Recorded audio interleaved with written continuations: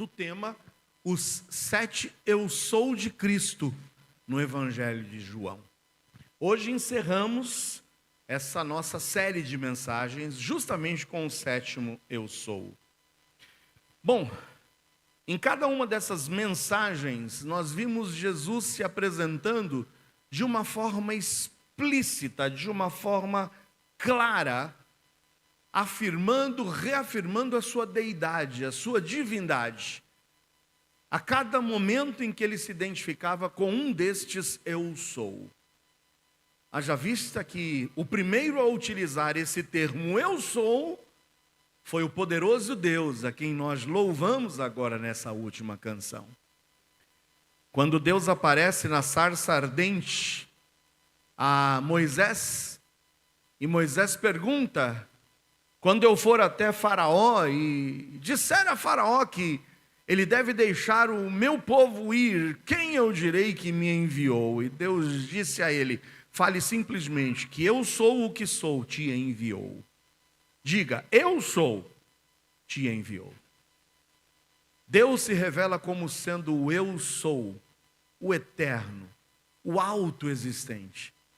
E Jesus, em 7 ocasiões, no livro de João, se apresenta de igual forma com esse termo eu sou. Eu sou o pão da vida, pão que supre todas as nossas necessidades espirituais. Ele é a luz do mundo que rompe em meio às trevas, trazendo a luz da salvação. Ele é a única porta, única e necessária porta para nos conduzir a Deus. Ele também disse que é o bom pastor que com sua voz afasta os nossos temores. Traz paz e nos dá direção, garantindo a vida eterna e a total segurança de salvação. Mas Jesus também disse que é a ressurreição e a vida.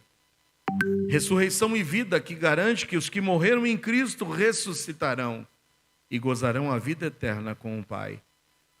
E que nós, os que estivermos vivos, seremos juntamente com eles arrebatados e gozaremos da vida eterna com Deus. Mas Jesus também disse que é o caminho, a verdade e a vida. Ou seja, Jesus Cristo é o caminho para o céu, e nós podemos acreditar e confiar que Ele é o caminho, porque Ele disse, eu sou a verdade. E se Ele é a verdade, nós podemos confiar que o que Ele diz é verdadeiro, é fidedigno. E, portanto, se Ele é a vida, é a certeza absoluta de gozarmos a vida eterna nos céus.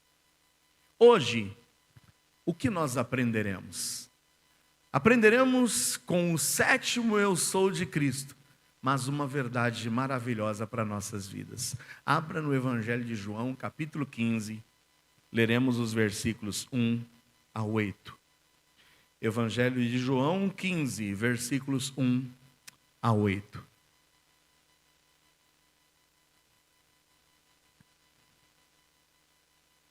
Evangelho de João, capítulo 15, versículos 1 a 8.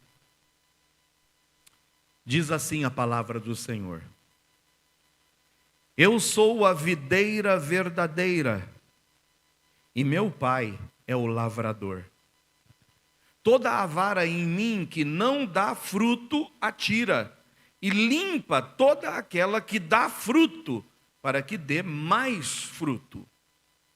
Vós já estáis limpos pela palavra que vos tenho falado. Estai em mim e eu em vós. Como a vara de si mesma não pode dar fruto, se não estiver na videira, assim também vós, se não estiverdes em mim. Eu sou a videira, vocês ou vós as varas. Quem está em mim e eu nele, esse dá muito fruto. Porque sem mim nada podeis fazer. Se alguém não estiver em mim, será lançado fora, como a vara, e secará. E os colhem e lançam no fogo, e ardem.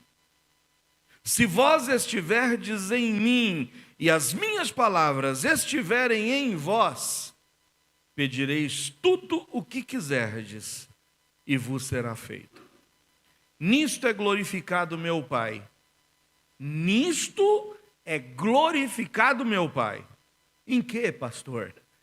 Que deis muito fruto, e assim sereis meus discípulos. Amém? Louvado seja Deus por sua palavra lida e que ela fale aos nossos corações. Hoje nos depararemos com o 7º eu sou de Cristo. Jesus diz: eu sou a videira verdadeira. O que aprendemos com este eu sou de Jesus? O que aprendemos com o fato de que ele se apresenta como sendo a videira verdadeira? Jesus conta essa alegoria, essa quase parábola aos seus discípulos, em uma ocasião em que, como pano de fundo principal, ele quisesse apresentar aos seus discípulos a necessidade de que eles deveriam produzir frutos. Irmãos, atentem para esse texto, não como um texto que apresenta algo relacionado à salvação propriamente dita. Esse texto não fala de salvação, mas esse texto fala de resultado da salvação.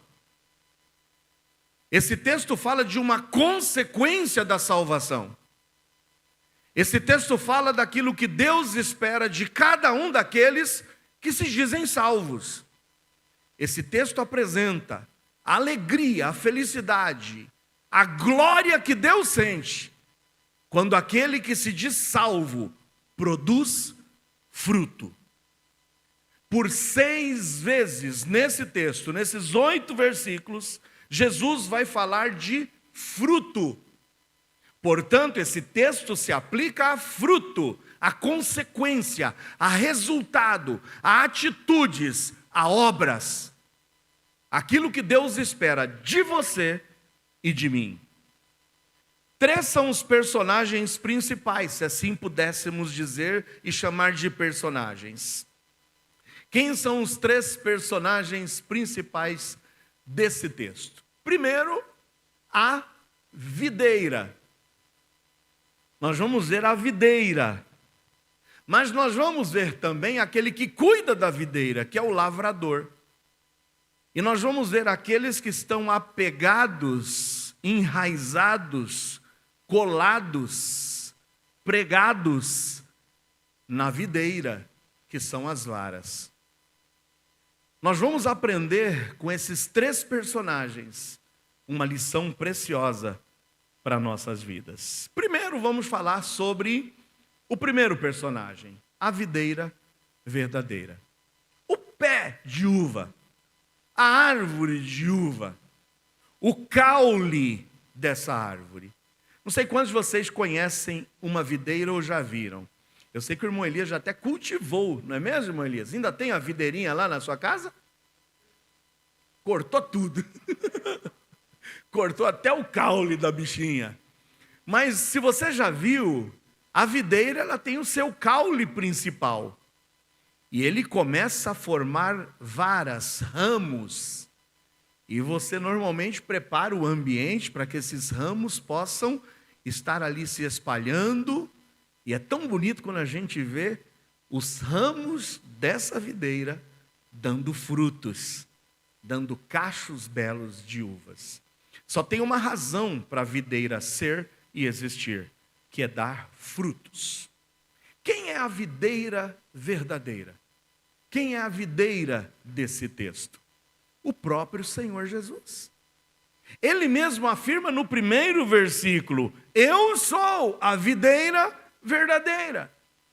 Não precisamos investigar o texto para definirmos quem é a videira, porque Jesus já diz: eu sou a videira verdadeira. Note que para a gente chegar aqui nesse capítulo 15, que nós abrimos a nossa Bíblia, nós passamos por alguns eventos passados.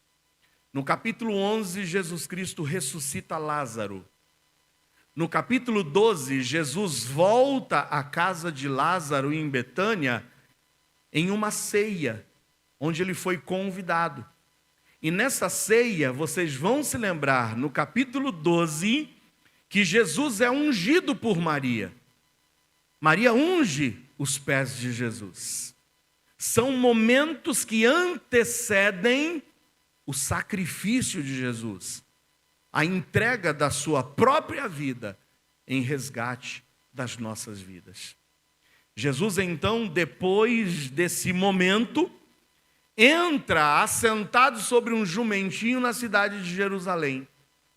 Jesus é aclamado nas ruas no capítulo 12 de João.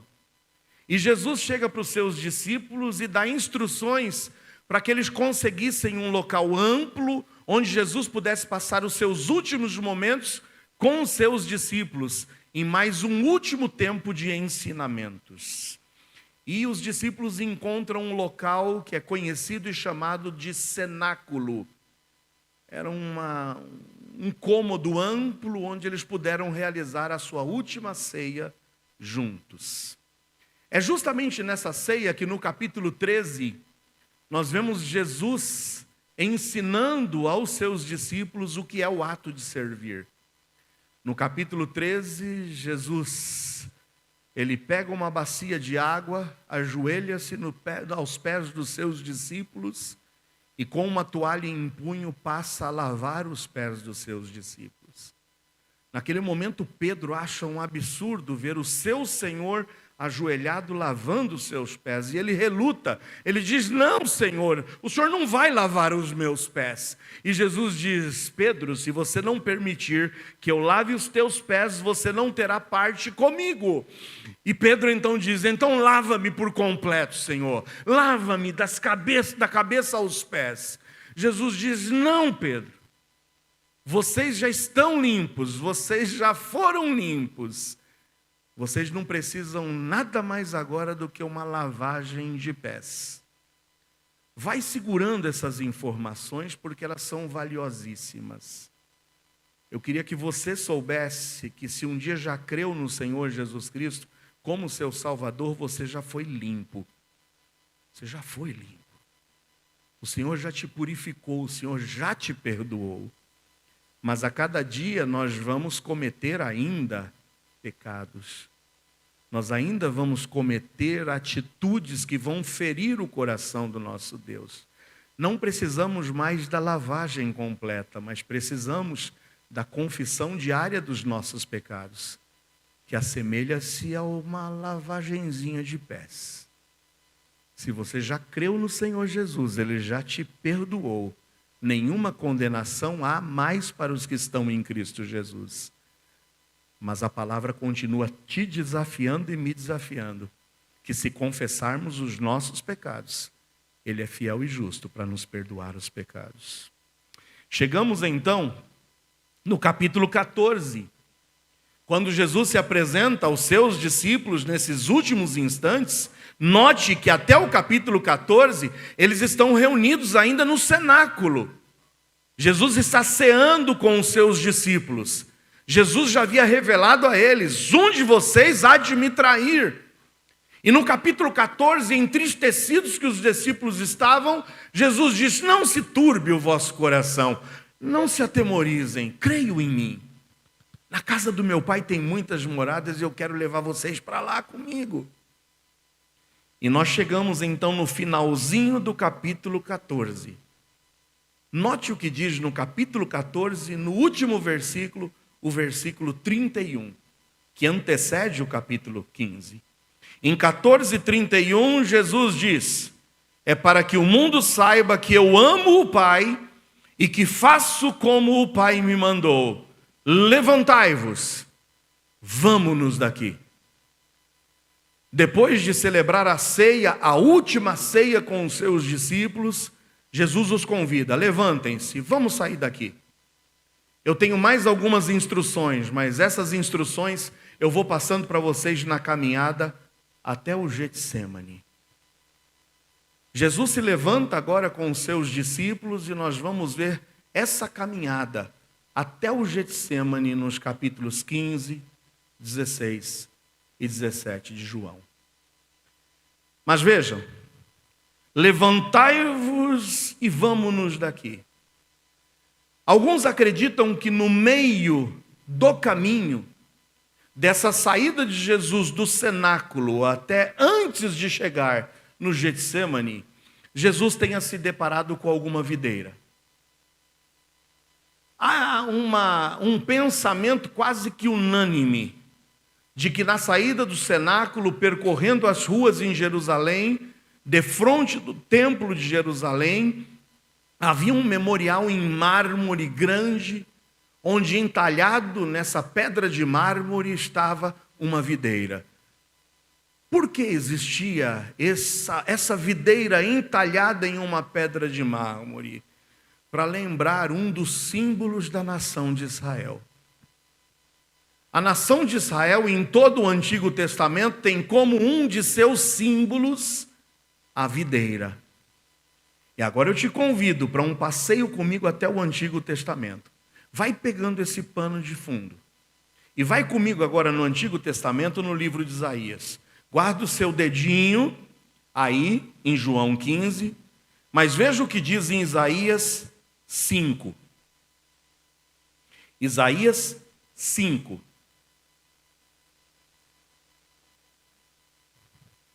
Nós vamos ver o profeta anunciando o fracasso da nação de Israel como uma videira, como uma vinha. Isaías 5 diz assim: agora cantarei ao meu amado o cântico do meu querido a respeito da sua vinha. O meu amado tem uma vinha num outeiro fértil, e cercou-a e limpando-a das pedras, plantou-a de excelentes vides. Esse dono dessa vinha, que tinha uma terra fértil, escolheu as melhores vides, as melhores mudas de pés de uva que você possa imaginar, e plantou nessa terra fértil.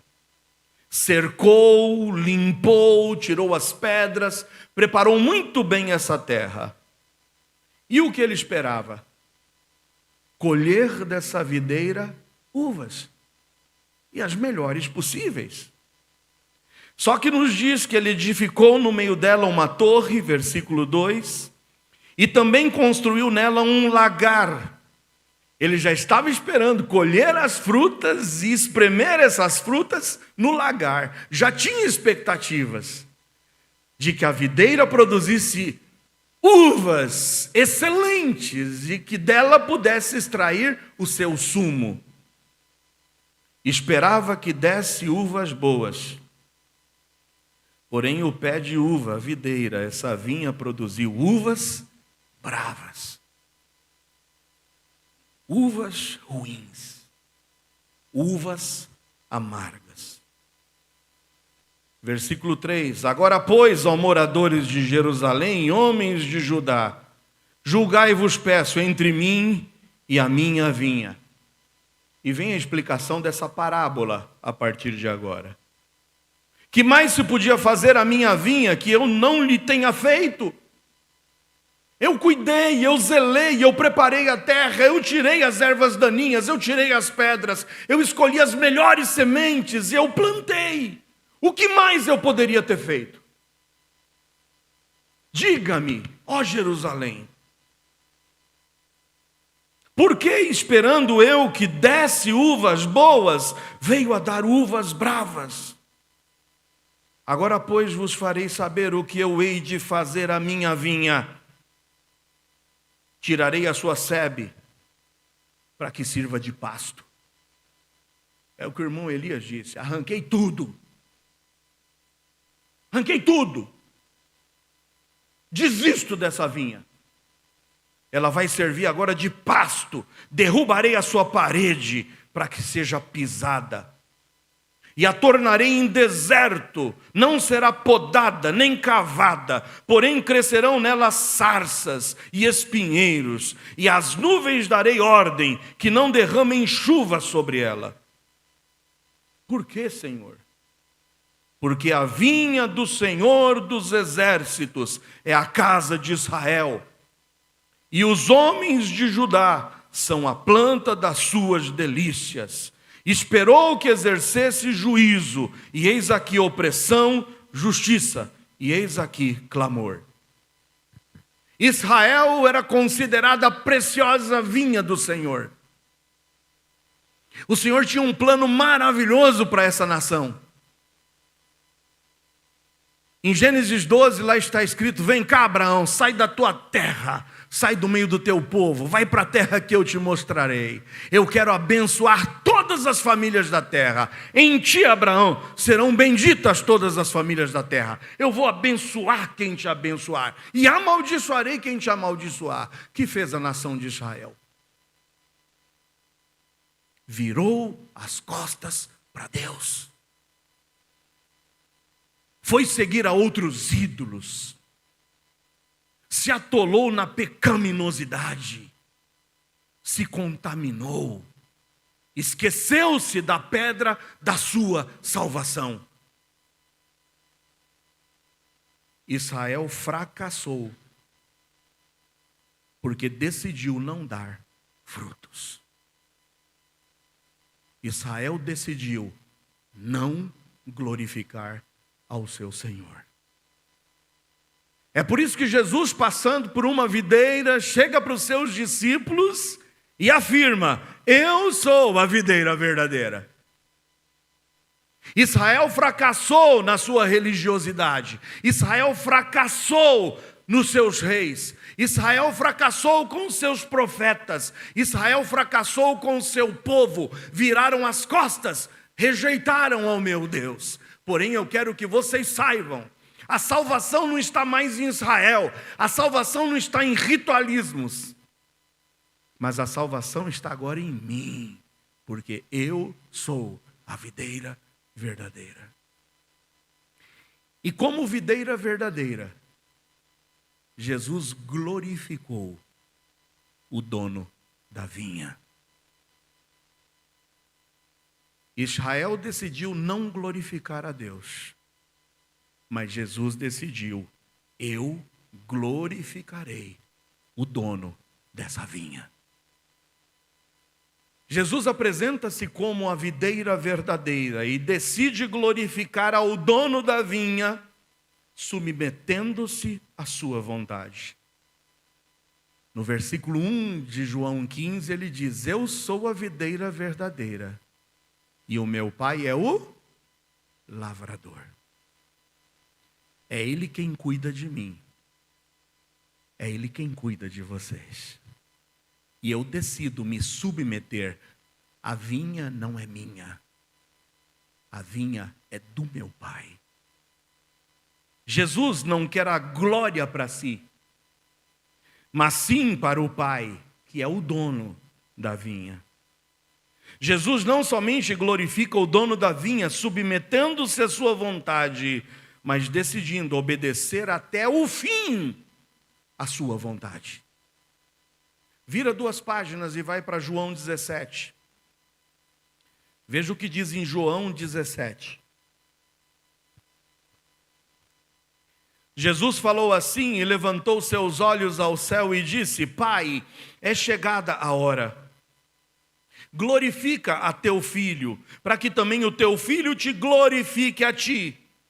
Assim como lhe deste poder sobre toda a carne, para que dê a vida eterna a todos quantos lhe deste, e a vida eterna é esta, que te conheçam a ti só, por único Deus verdadeiro, e a Jesus Cristo a quem enviaste. Note o que Jesus diz a Deus, na sua oração.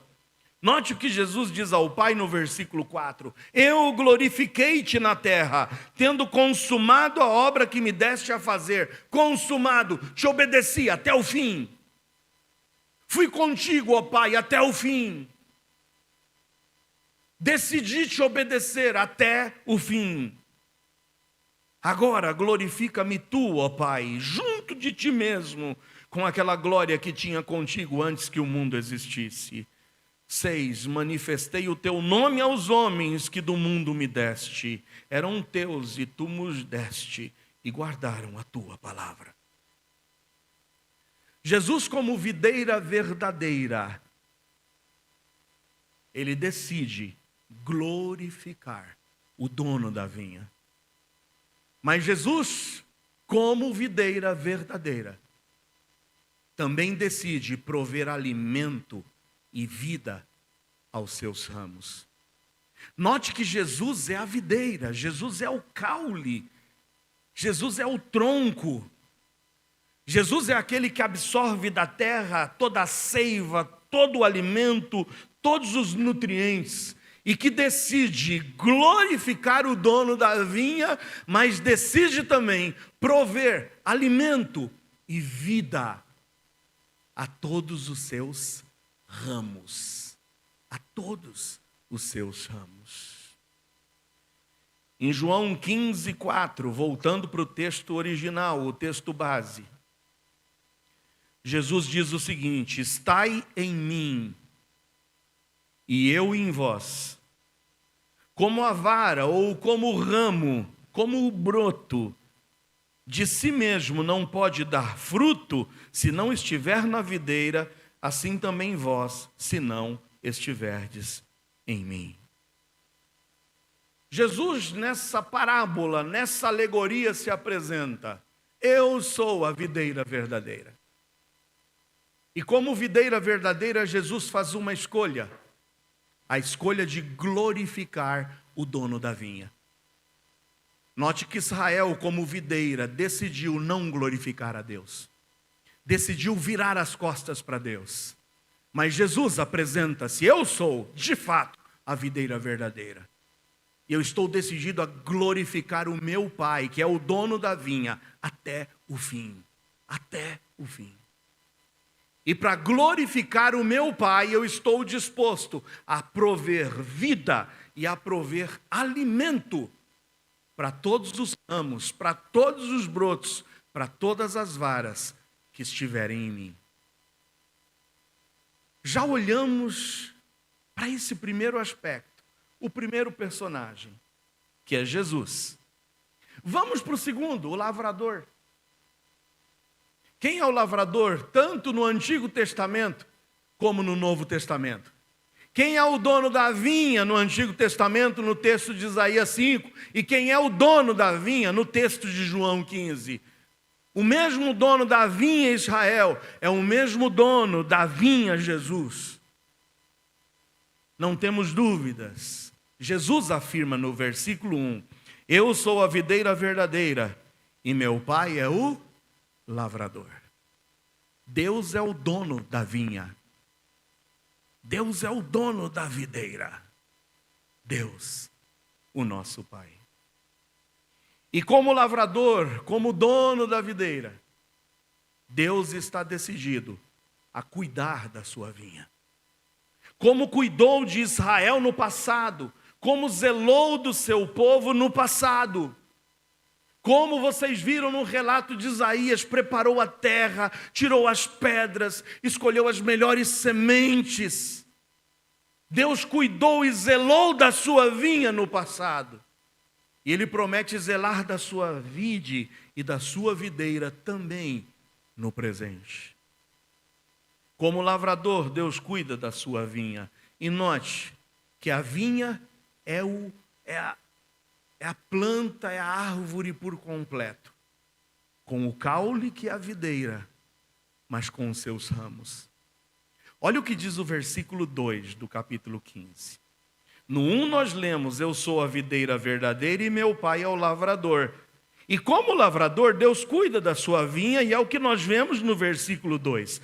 Toda vara em mim, Jesus está dizendo, toda vara em mim, todo ramo que sai desse caule, que sou eu, que não dá fruto, atira. Opa, quem é que atira? Meu Pai é o lavrador. E todo ramo que está em mim, que não dá fruto, Ele atira. Deus zela, Deus cuida da sua vinha. E note que aquele ramo, aquele galho que não dá fruto, o Senhor atira. Tira esse ramo, tira essa vara. Não está servindo para nada. Só está ocupando espaço. Só está sugando. Só está sendo parasita. Só está querendo as bênçãos, mas não está disposto a dar nada de si. Então Deus está de olho nesses ramos. E se o ramo não dá fruto, tira. Mas como esse pai, como esse dono dessa lavoura, como esse lavrador, que é Deus e que tem cuidado da sua vinha, ele está observando também as varas que dão frutos. E note o que diz o versículo 2. Ele limpa toda aquela que dá fruto. Para quê? Para que dê mais fruto. O Senhor está de olho na sua lavoura. O Senhor está de olho nessas varas. O Senhor está prestando atenção se essas varas estão dando frutos ou não. Porque se não estiverem dando frutos, Ele corta. Mas se estiverem dando frutos, Ele limpa. Ele cuida. Ele zela, Ele poda. Para quê? Para que dê mais fruto. Saiba que é Deus quem limpa, é Deus quem poda, é Deus quem cuida, é Deus quem protege a sua vinha. Deus, que é o lavrador, cuida da sua vinha. Mas como lavrador, Deus se alegra ao ver a sua vinha frutificando. Deus se alegra. Como Deus se alegra quando vê a videira está dando uvas, e uvas boas, não uvas amargas. Deus se alegra com a sua videira frutificando. Olha o que diz o versículo 7 e 8. Se vós estiverdes em mim, e as minhas palavras estiverem em vós, pedireis tudo o que quiserdes, e vos será feito. E nisto é glorificado meu Pai, que deis pouco fruto, que deis muito fruto.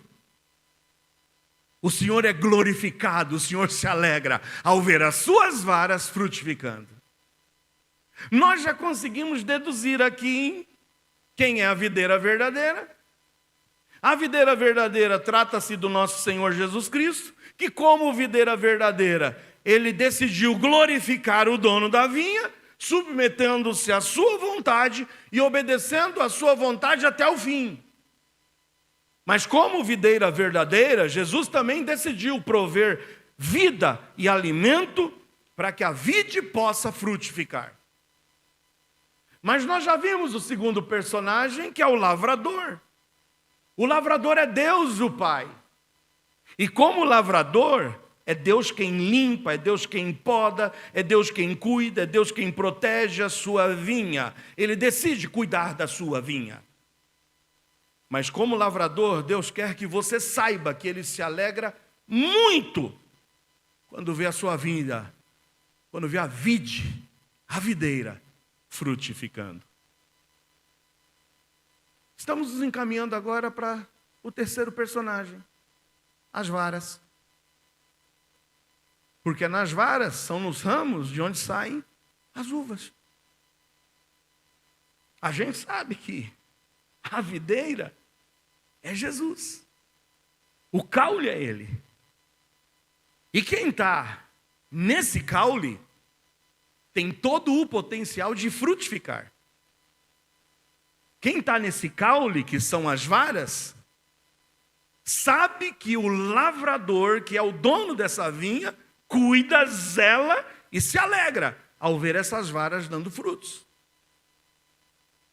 Alguém consegue imaginar quem são as varas? Alguém se arrisca a dizer? Diga com coragem. Mais alto. Nós. Nós.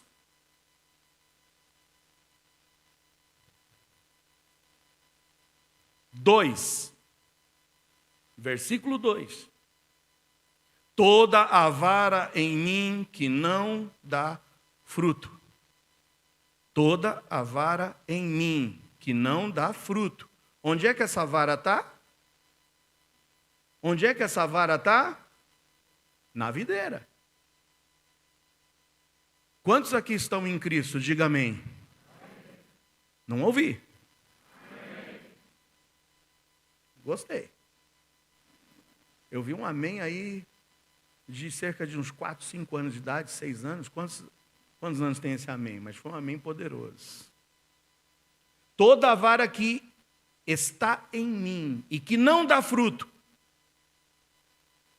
o que o lavrador faz?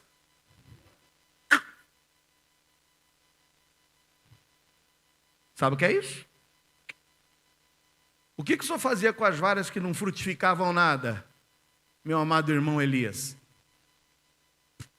Cortava. Parasita. Sugando. Mas não produz nada. Não dá fruto. O lavrador que cuida, ele corta. Mas toda aquela que dá fruto, o que ele faz? Limpa. Poda. Ele não vai tirar dali, ele não vai arrancar, mas ele vai podar. Ele vai limpar, para quê? Para que dê mais fruto. 6. Se alguém não estiver em mim, e esse se alguém não estiver em mim, não está mais em mim, porque eu cortei, será lançado fora como a vara e secará. E aí, para que serve? Mato seco. Para colher, lançar no fogo. Fazer uma fogueirinha. Note que as varas que estão ligadas à videira só têm uma razão de ser e existir. As varas que estão ligadas à videira só têm uma razão de ser e existir. As varas que estão ligadas à videira só têm uma razão de ser e existir. Glorificar a Deus.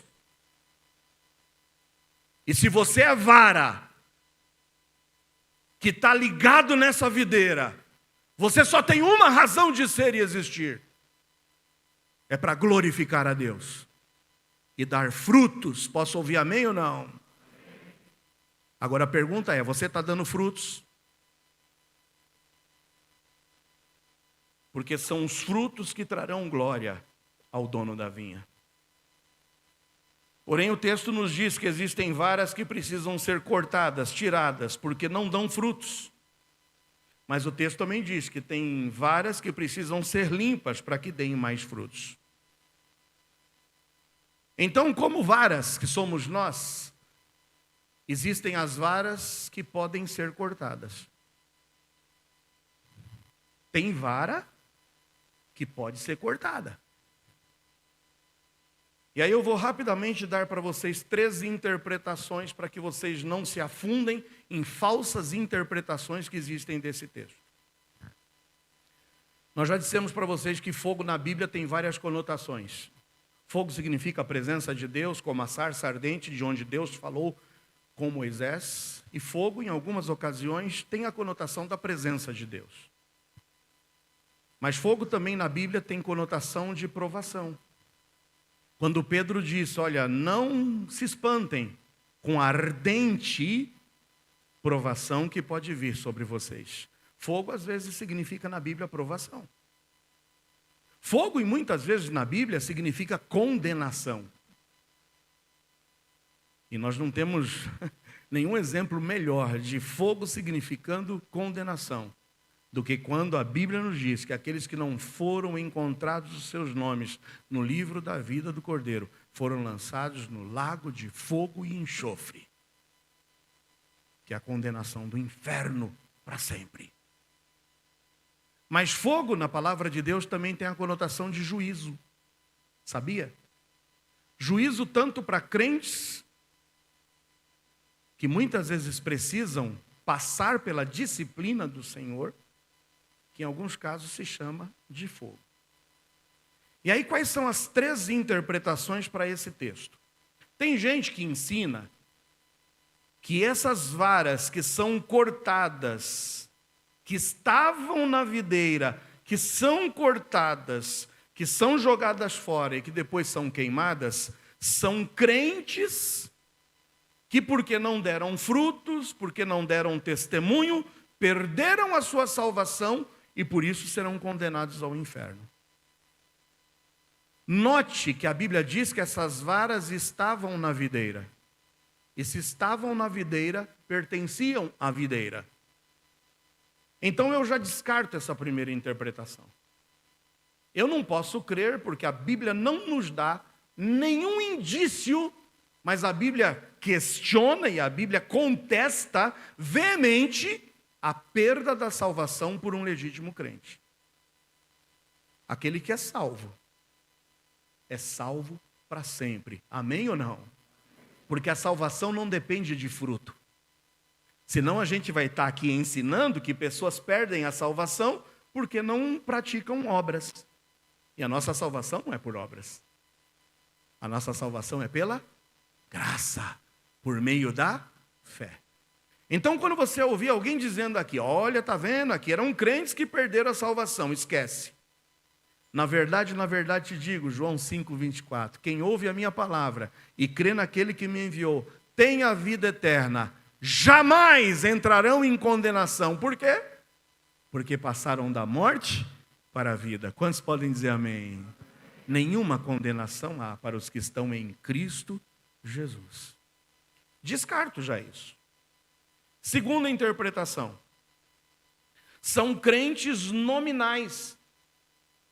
Ou seja, crentes que dizem que são crentes, mas que de fato não são crentes, porque nunca se converteram. Por isso que são cortados e são lançados no inferno. Note mais uma vez, essas varas estavam em Cristo, esses ramos estavam em Cristo. E se estavam em Cristo, não são nominais. Eram de fato pessoas que estavam ligadas a Cristo. Então não interpreto dessa forma. Mas qual é a terceira interpretação? Crentes genuínos.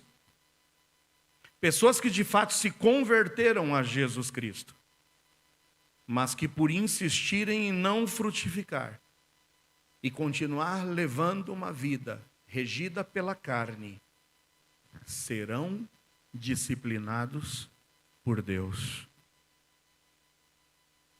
Esse texto, mais uma vez, repito, não se trata de frutos para a salvação, mas se trata de frutos consequentes da salvação. Já viu aquele debate teológico entre Paulo e Tiago? Paulo chega em Efésios 2:8-9 e diz: porque pela graça sois salvos por meio da fé. Isso não vem de vós, é dom de Deus, não vem de obras para que ninguém se glorie. Aí vem Tiago, e Tiago diz: você diz que tem fé, mas não tem obras? Mostra-me a tua fé sem obras, que eu te mostrarei a minha fé pelas minhas obras. O debate teológico é que Paulo está falando do que é necessário para a salvação: graça, fé. E Tiago está dizendo: qual é o resultado da salvação? Obras. Ninguém pode dizer que teve um encontro pessoal com Jesus, e eu tenho insistido para vocês, ninguém pode dizer que teve um encontro pessoal com Jesus e continuar a mesma pessoa. Quantos aqui já se encontraram com Jesus? Tua vida mudou? Você continua insistindo nos mesmos pecados? É a carne que continua te dominando? Porque esse texto agora vai dizer dessa possibilidade. E eu quero que sirva de alerta para você, meu amado, que é vara. Você, minha amada, que diz que é vara,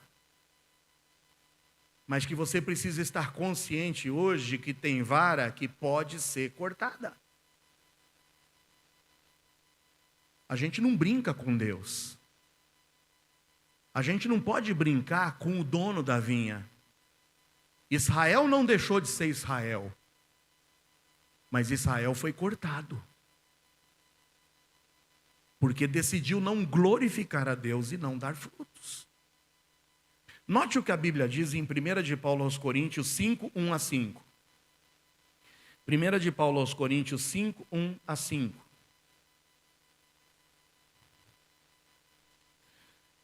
Geralmente se ouve que há entre vós fornicação, ou seja, pecado sexual, imoralidade, e imoralidade tal que nem ainda entre os gentios se nomeia. Paulo está escrevendo aos Coríntios e diz: olha, eu tenho ouvido que aí no meio da igreja tem imoralidade que nem no mundo eu não tenho visto essa imoralidade. Como é haver quem possua a mulher de seu pai. Você consegue imaginar o fulano botando chifre no próprio pai? Possivelmente não era a sua mãe, não era um caso de incesto. Mas possivelmente o pai estava em um segundo casamento e o filho estava, português claro, se relacionando com a sua madrasta. Estais ensoberbecidos, e nem ao menos vos entristecestes por não haver sido dentre vós tirado quem cometeu tal ação. Essa pessoa precisa ser cortada. Eu, na verdade, ainda que ausente no corpo, quer dizer, eu não estou aí com vocês fisicamente, mas eu estou presente com vocês no espírito. Já determinei, como se estivesse presente, que o que tal ato praticou, em nome de nosso Senhor Jesus Cristo, juntos, vocês e o meu espírito, com o poder de nosso Senhor Jesus Cristo, seja esse tal entregue a Satanás. Opa! Vai perder a salvação. Seja entregue a Satanás para a destruição de quê? Da carne. Para que o espírito seja o quê? Salvo no dia do Senhor Jesus.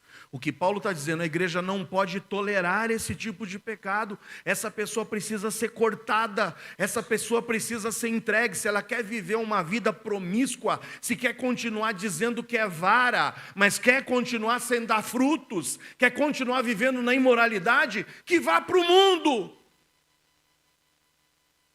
E que o diabo destrua. Mas ao menos a sua alma e o seu espírito serão salvos. Por quê? Porque uma vara dessa, embora uma vara podre, um dia havia sido decidido por Jesus. 1 Coríntios 11, 26 a 30. O ato que nós hoje trouxemos à memória da ceia. 1 de Paulo aos Coríntios 11, 26 a 30. Porque todas as vezes que comerdes este pão e beberdes esse cálice, anunciais a morte do Senhor até que venha. Portanto, qualquer que comer esse pão ou beber o cálice do Senhor indignamente, será culpado do corpo e do sangue do Senhor.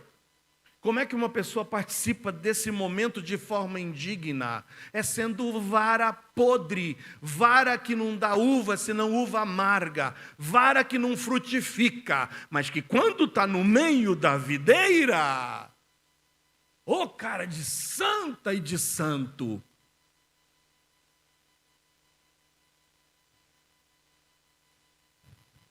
Vida de hipocrisia. Toma a ceia ainda, fecha os olhos. Oh, glória! Maravilhosa graça. 28. Examine-se, pois, o homem a si mesmo, e assim coma desse pão e beba desse cálice. Por quê? Porque o que come e bebe indignamente, come e bebe para a sua própria condenação, não discernindo o corpo do Senhor. Por causa disso, há entre vós, há entre vocês, por isso que tem aí no meio dessa videira, muitos fracos, muitos doentes, e muitos que o quê? Muitos que já, passaram dessa para outra. Porque vara que não dá fruto, o que o lavrador faz? Corta. Toma cuidado, meu irmão. Porque como vara, tem vara, que se não decidisse por si mesmo agora frutificar, pode ser vara que vai ser cortada. cortada. Fomos salvos, fomos ligados à videira, para que glorifiquemos ao Senhor. E se você não estiver vivendo para isso, fique alerta e fique atento. Essa vara pode ser cortada. Mas na videira tem as varas que podem ser limpas. Versículo 2 e 3 de João 15. Toda vara em mim que não dá fruto, atira. Varas cortadas. Mas as varas que dão fruto, o que o lavrador faz? Limpa. Limpa, para que dê mais fruto. 3. Vós já estáis limpos pela palavra que vos tenho falado. Quantos aqui já creram na mensagem do Evangelho? Diga amém. Você já foi limpo. O Senhor já te deu um banho. O Senhor já te perdoou por completo. Página virada. Assim que se alguém está em Cristo, nova criatura é. As coisas velhas se passam e tudo se faz novo. O Senhor te dá um banho no dia em que você se converteu. Um banho por completo, dos pés à cabeça. Linguagem figurada. Mas sabe o que acontece? A gente, na nossa caminhada nesse mundo, acaba sujando os nossos pés. Você vai precisar dar uma lavadinha no pé. Às vezes você vai sujar as suas mãos. Às vezes você vai sujar o cotovelo. Encostei sem querer aqui. Cotovelo sujo. Você já está limpo. Mas você precisa ter uma vida aos pés do Senhor, confessando os teus pecados, lavando os teus pés, lavando as tuas mãos, lavando o teu cotovelo, lavando as partes que você tem sujado no teu dia a dia. Quando cremos em Cristo, somos limpos, perdoados, salvos da condenação do pecado. No entanto, necessitamos sermos limpos dos pecados diários através de nossa confissão e abandono das práticas que não agradam a Deus. Você tem confessado os teus pecados ao Senhor? Você tem mudado as suas atitudes? Você tem procurado buscar na palavra um norte para a tua vida? Para deixar de lado o que você sabe que não agrada a Deus e viver uma vida em novidade de vida? Note o que está em João 13. João 13, 7 a 11. Isso faz parte de todo esse contexto, de todo esse pano de fundo, quando Jesus está passando aos seus discípulos as últimas instruções. 13, 7 a 11 de João. Respondeu Jesus e disse-lhe: o que eu faço não sabes tu agora, mas tu saberás depois. O que Jesus estava fazendo? Lavando o pé dos seus discípulos. Vocês talvez não entendam o que eu estou fazendo agora, mas vocês vão entender depois. E não demorou muito para eles entenderem. Disse-lhe Pedro, versículo 8: nunca me lavarás os pés? Respondeu-lhe Jesus: se eu te não lavar, não tens parte comigo. 9, disse-lhe Simão Pedro: Senhor, não só os meus pés, mas também as mãos e a cabeça. Aí disse-lhe Jesus, olha Jesus nas suas entrelinhas, como Jesus, ele explora a linguagem figurada. Ele diz: aquele que está lavado não necessita de lavar senão os pés, pois no mais todo está limpo. Ora, vós estáis limpos, mas não todos. Vocês estão limpos, mas nem todos. 11. Porque bem sabia ele quem o havia de trair. Por isso disse: nem todos estáis limpos. A mesma linguagem que Jesus usou na videira, ele disse: vocês já estão limpos. Sabe por quê? Jesus No capítulo 15, já não disse, olha, nem todos vocês estão limpos, porque Judas já não estava mais com eles. Judas, depois desse capítulo 13, já vazou. Já foi lá se encontrar com os sacerdotes, já foi lá combinar o preço para poder vender a Jesus. Por isso que Jesus aqui disse, vocês estão limpos, mas não todos. Nem todos estão limpos, porque tem um que não está limpo aqui. E esse é Judas. Agora, quando chegamos no capítulo 15, as varas todas já estavam limpas. Abre no capítulo 15 agora e nós vamos fazer a leitura dos versículos 4 a 8. Estai em mim, João 15, 4. Estai em mim e eu em vós. Como a vara de si mesma não pode dar fruto, se não estiver na videira, assim também vós, se não estiverdes em mim. Eu sou a videira, vós as varas. Quem está em mim, eu nele, esse dá muito fruto, porque sem mim nada podeis fazer. Se alguém não estiver em mim, será lançado fora, como a vara, e secará, e os colhem e lançam no fogo e ardem. Se vós estiverdes em mim, e as minhas palavras estiverem em vós, pedireis tudo o que quiserdes, e vos será feito. E nisto é glorificado meu Pai, que deis muito fruto, e assim sereis meus discípulos. As varas são limpas através da ação da palavra em suas vidas.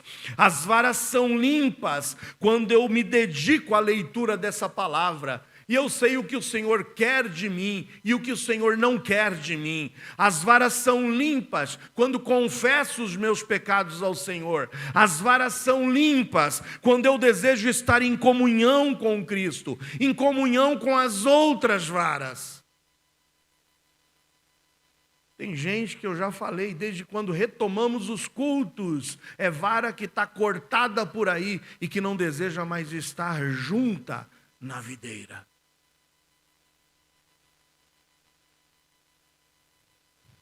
Quem é a videira verdadeira? Jesus.